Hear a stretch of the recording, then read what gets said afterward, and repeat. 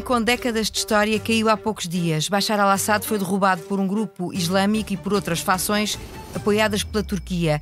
E agora abre-se na Síria uma era de incerteza que motiva a conversa desta semana no podcast Miguel Sousa Tavares de Viva Voz. Eu sou a Paula Santos e nesta edição estou acompanhada pelo cronista do Expresso ao vivo no nosso estúdio.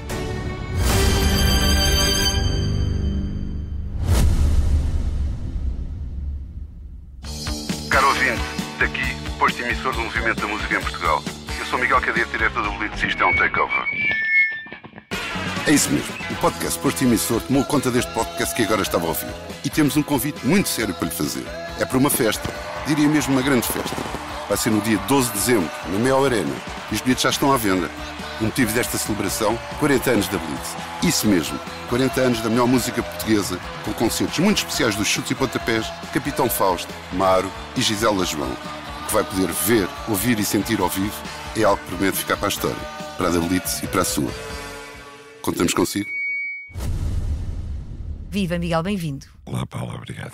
O descontentamento da população síria vem de longe, fragmentado por uma guerra civil que fez milhares de mortos desde 2011. A revolta que permitiu derrubar o regime, não sendo surpreendente, acabou de certa forma por apanhar o mundo de surpresa. Foi o seu caso? Com certeza, apanhou o mundo, também me apanhou a mim de surpresa. Agora não sei se terá apanhado o mundo inteiro. A Turquia não, seguramente, porque nós vimos nas imagens logo no início da ofensiva dos rebeldes, os jipes e os veículos blindados que víamos tinham todos matrícula turca, portanto aquilo não aconteceu por acaso, e também duvido muito que Israel tenha sido apanhado de surpresa, muito mesmo. Acho que nada do que se passa no Médio Oriente passa ao lado de Israel. Os relatos feitos atualmente pelas Nações Unidas traçam já esta semana um retrato onde um país parece precisar de várias coisas, nomeadamente escasseiam alimentos, abundam os saques. Diz a ONU que 16 milhões de sírios precisam de assistência humanitária. Como é que se reconstrói um país nestas condições? É muito difícil, sobretudo porque é impossível falar de um povo sírio. Aquilo são vários povos, várias etnias, várias nações, várias religiões. Foram 16 anos de guerra civil, 300 mil mortos. Já há notícia de combates entre os curdos e os turcos. Já há notícias de várias revoltas locais, que é uma coisa inevitável de acontecer. E, eventualmente, uma das coisas que pode ser o desfecho disto é uma dispersão da Síria, uma partilha da Síria entre várias entidades diferentes e apoiadas de fora. Isso não será necessariamente a pior solução se evitar guerras civis, ou seja, por exemplo, os curdos esperam há séculos por uma pátria a que têm direito. É o maior povo no mundo sem pátria. Os curdos esperam por um Kurdistão, que grande parte desse território ficaria na Síria, mas também ficaria no Iraque e também ficaria na Turquia. Eu penso que por exemplo, se a parte da Síria der origem ao berço de uma nação curda, de um país curdo, de um Kurdistão, não será necessariamente mau. Agora, vamos ver como é que tudo evolui. É evidente que se até agora Jalani, que agora mudou de nome e voltou ao seu nome de origem, o chefe dos rebeldes do Tahrir al-Sham, se ele prosseguir numa linha moderada de que tem dado mostras e quiser defender a unidade do Estado sírio, e ao contrário do que aconteceu no Iraque, por exemplo, em vez de perseguir todos os funcionários do antigo regime, integrar aqueles que não estão ligados à repressão da Assad, é um bom sinal, porque isso evitará a desagregação do Estado total, a desagregação de todas as estruturas administrativas do Estado. E isso é essencial para tentar manter uma unidade na Síria. O Miguel diz na sua crónica desta semana no Expresso que a Síria precisa que lhe aconteça um possível milagre. 2 milagres. Já estamos a falar em parte dele, não é verdade? O primeiro milagre interno, que é isso que estávamos a falar agora, que é conseguir unir toda aquela diversidade numa ideia de Estado, numa ideia de pátria, que é uma coisa que eles não têm. Não só não têm, como foi combatida interna e externamente durante muito tempo. E então o que eu escrevo é que talvez, é a única hipótese, talvez a memória do que eles sofreram nos 54 anos de ditadura da família Assad e nos 14 anos de guerra civil. Talvez essas memórias traumáticas levem os sírios de todas as fações a perceber que a única saída que têm é unirem-se. É uma questão de autossobrevivência, deixar de lado aquilo que até agora os fez sofrer tanto e unirem-se à volta de uma ideia de uma Síria livre e independente. Esse será o primeiro milagre. O segundo milagre é que essa Síria livre e independente a existir consiga ficar fora da cobiça alheia dos vizinhos, e não só dos vizinhos, de países ocidentais, obviamente Estados Unidos, Rússia, etc. Neste novo cenário geopolítico, uma espécie de puzzle de que estamos aqui a falar, o Miguel detecta 2 vencedores diferentes que resultam destes acontecimentos. Comecemos pela Turquia, não é? Tem aqui terreno para alargar a sua capacidade de influência política e diplomática, mas para isso precisa que o grupo que derruba o regime seja o grupo sucessor no poder. Não necessariamente. O que a Turquia precisa é de carta livre para combater os curdos. E aí o mais importante nem é a condescendência ou o favor dos rebeldes que tomaram o poder, mas sim dos americanos. Porquê? Porque os curdos foram os grandes aliados nos americanos na luta contra o Daesh. E quando os americanos abandonaram a Síria, não praticamente, porque ainda lá tem uma presença militar, mas quando abandonaram em força, abandonaram os curdos à Turquia, a Erdogan, que entrou para os reprimir. E isso foi de tal maneira traumático junto dos próprios militares americanos que houve oficiais americanos que foram levados a tribunal marcial, a tribunal de guerra, porque se revoltaram contra a ordem. Porque eles tinham combatido ao lado dos curdos. Eles tinham visto camaradas seus a serem salvos pelos curdos em combates. E de repente veio uma ordem do Washington e disse: abandonem esses tipos. E eles sabiam que ao abandonarem-nos estavam a entregá-los a Erdogan. E que Erdogan os ia fuzilar e assassinar como fez. E então houve uma revolta dentro dos próprios oficiais americanos. E portanto, neste momento, aquilo que pode deter o massacre dos curdos por parte da Turquia não são os rebeldes que tomaram o poder em Damasco, são sim os americanos. O que Trump quiser fazer com isso será decisivo. E as notícias não são boas para a Turquia, porque Trump já escreveu que aquilo não tem nada a ver connosco, a Síria, nós vamos ficar de fora. Então voltamos, como sempre nestas crónicas nos últimos tempos, a falar de Trump, mais uma vez, e voltaremos muito mais vezes. O outro vencedor internacional, que o Miguel já falou aqui também, é Israel.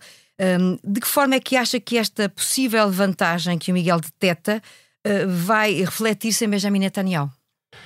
Paula, quando eu disse há bocado que eu não acreditava que Israel não soubesse do que ia estar a acontecer na Síria, da revolta, é porque ainda nem 48 horas tinham passado sobre a tomada de Damasco pelos rebeldes. Israel já estava a entrar pela Síria adentro.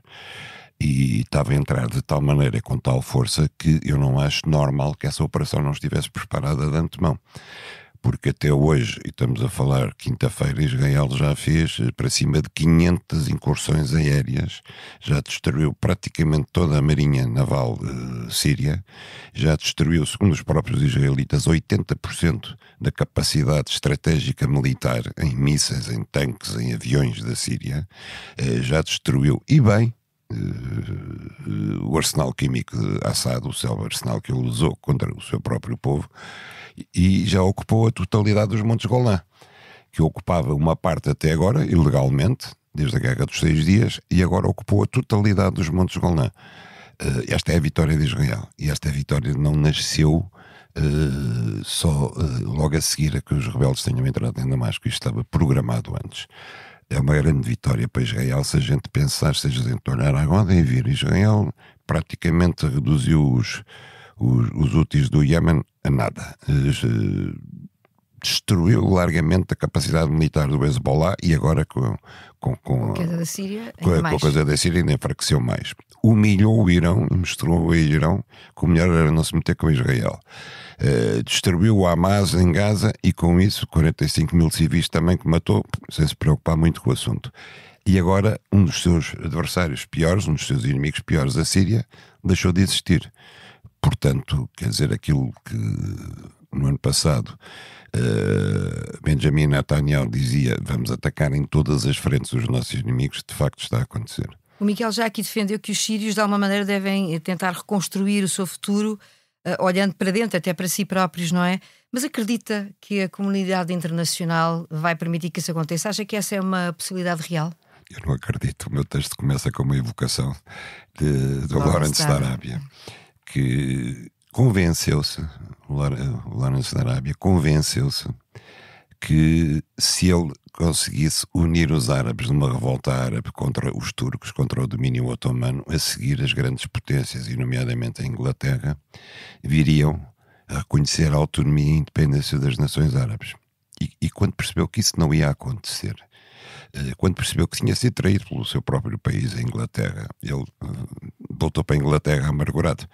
E a revolta árabe, de facto, teve sucesso militar, mas não teve nenhum sucesso político. O que aconteceu a seguir com os acordos entre a França e a Inglaterra é que eles partilharam o Médio Oriente todo. O Iraque para a Inglaterra, o Irão para a França, o Líbano para a França, a Síria para a Inglaterra, etc. A Palestina para a Inglaterra. Houve uma partilha toda. Portanto, a história repete-se mais de 100 anos depois da mesma maneira. Há um povo que quer a sua independência, que consegue derrubar uma ditadura, mas a pairar por cima dos interesses desse povo estão grandes abutres. Neste caso, os grandes abutres é Israel e a Turquia, mas não só. Eu cito aí uma frase da vice-primeira-ministra inglesa, Angela Rayner, em que ela diz: agora temos que ajudar o governo turco a encontrar uma solução o governo sírio a encontrar uma solução que defenda os interesses do povo sírio. E eu pergunto no meu texto... Será de interpretações, naturalmente. E eu pergunto, mas temos quem? Quem é que saltou no miolo para ditar ao governo turco qual é a solução que melhor convém? No caso? Sírio, desculpa, que melhor convém ao povo sírio. Isto é uma coisa extraordinária. Isto é de um paternalismo neocolonialista chapado. Quer dizer, a Inglaterra continua, mais de 100 anos depois, a achar que deve dar conselhos de como os povos do Médio Oriente se devem autogovernar. Ouça, eu não vou dizer que haja ali algum modelo democrático em que eu quisesse viver. Agora, tem que haver um mínimo de respeito pela capacidade e pelo desejo legítimo e o direito de autodeterminação dos povos, pelo menos no sentido de poderem escolher os seus governantes e a forma como se governam. É um mundo a mudar, mas na realidade muita coisa a continuar na mesma. Da incerteza dos grandes temas da política internacional, olhemos para o que já não o surpreende na política caseira. Esta semana falamos do Chega e comecemos pela discussão em torno da reposição dos cortes de 5% nos vencimentos dos políticos, que deu direito a um incidente no Parlamento com a colocação, por parte do Chega, de tarjas e que obrigou mesmo a uma intervenção dos bombeiros. Falamos aqui claramente de populismo, Miguel. Descaradamente, absolutamente. É assim, a menos que a gente queira viver num país anárquico e anarquista, alguém tem que nos governar. Como diriam os ingleses, it's a dirty job, but someone has to do it. E aquilo que eu acho é que quanto pior pagos forem os políticos, piores políticos temos. Os ingleses, agora desculpem lá, outra citação em inglês: you pay peanuts, you get monkeys. Se tu pagares amendoins, tu recebes macacos. Este é o princípio. Há 14 anos que havia um corte nos vencimentos do pessoal político, e só neles. Basta imaginar que este corte persistia em qualquer outro setor da função pública, e a Assembleia da República já tinha sido alvo não de manifestações exteriores, mas de um verdadeiro assalto. Mas neste caso, as vítimas estão lá dentro, não estavam fora, são os próprios deputados e não só, o restante pessoal político, governantes, etc. E ao fim de 14 anos, os políticos atreveram-se a enfrentar o populismo e a cortar, repor, eliminar esse corte. Ventura chamou-lhes um aumento, não é um aumento, era uma reposição, feita com 14 anos depois, e chamou-lhes um roubo. Isto é, de facto, cavalgar o populismo. E isto é defender que não faz mal nenhum termos políticos mal pagos e temos maus políticos. Pronto.